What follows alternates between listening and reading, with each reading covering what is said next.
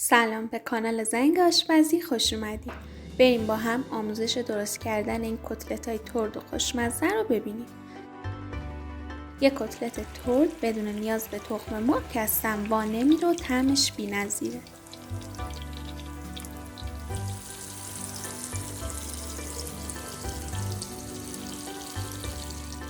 مواد لازم: گوشت چرخ کرده 400 گرم که من از مخلوط گوساله گوسفندی استفاده کردم.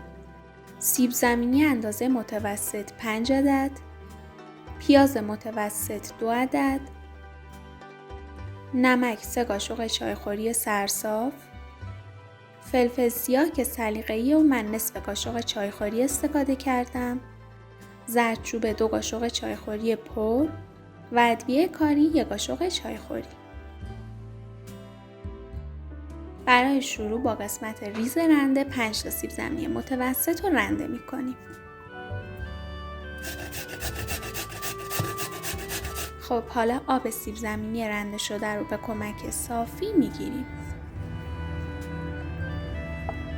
نیازی نیست که تمام آب سیب زمینی گرفته شد سیب زمینی خشک شن. فقط در این حد چند بار سیب زمینی رو فشار بدین تا آب اضافیش خارج شه. اگه بیش از حد آب سیب زمینی رو بگیرین احتمال داره که کتلتتون کمی سفت‌تر و خشک‌تر شه. حالا 2 تا پیاز متوسط رو با همون قسمت ریز رنده رندش میکنیم. برای رنده کردن پیاز قسمت انتهای پیاز رو جدا نکنید تا رنده کردن پیاز راحت تر شه.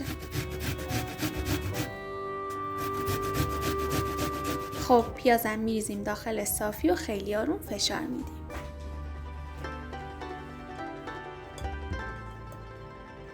در همین حد آب پیاز گرفته شه کافیه. خب سیب زمینی و پیاز ریز رنده شده رو که آب اضافیشون رو گرفتیم بذاریم کنار و بریم سراغ تهیه کتلت. داخل یه ظرف 400 گرم گوشت چرخ کرده رو میریزیم. حالا سیب زمینی و پیازی رو که آماده کردیم بهش اضافه میکنیم. حالا 3 قاشق چایخوری سرصاف نمک، نصف قاشق چایخوری فلفل سیاه، 2 قاشق چایخوری زردچوبه و 1 قاشق چایخوری ادویه کاری رو بهش اضافه میکنیم و شروع میکنیم به ورز دادن و مخلوط کردنش. ورز دادن مواد کتلت مرحله خیلی مهم و واجبیه و یکی از دلایل وا رفتن کتلت اینه که مواد خوب ورز داده نمیشن. پس با حوصله خوب مواد رو ورز بدین تا زمانی که یه مایه کتلت یه دست و چسبناک داشته باشید که سیب زمینی و گوشت خوب با هم میکس شن و سیب زمینی‌های داخل مواد زیاد مشخص نباشن. هرچی مواد رو بهتر ورز بدین احتمال وا رفتن کتلت خیلی کمتر میشه و بهتره بگیم که به هیچ عنوان وا نمیره. خب الان دیگه مواد کتلت من آماده است. میتونم راحت بدون نیاز به آب دست بهش فرم بدم. قبل اینکه به کتلت‌ها فرم و شکل بدین یک کوچولو تو دستتون ورزشون بدین تا منسجم‌تر شن و گوشت رو پهن کنین داخل دستتون.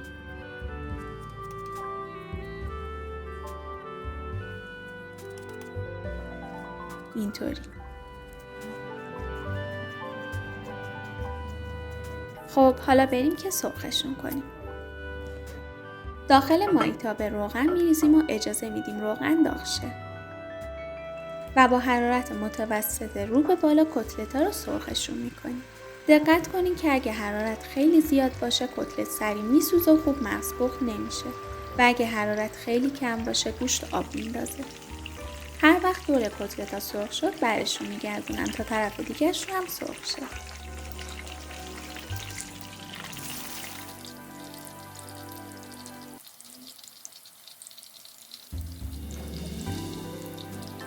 بعد اینکه همه کتلت‌ها رو سرخ کردم چند تا گوجه‌ام میذارم داخل روغن سرخ شن.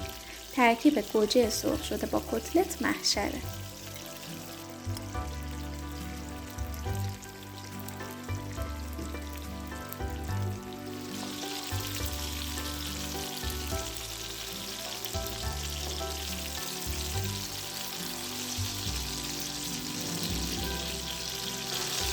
بفرمایین یک کتلت فوق‌العاده ترد و خوشمزه بدون نیاز به تخم و مرغ که اصلا وا نمیره. اگه این ویدیو رو دوست داشتین لطفاً لایکش کنین، کانالمو سابسکرایب کنین و زنگوله رو بزنین تا اگه ویدیو جدید گذاشتم با خبر بشین.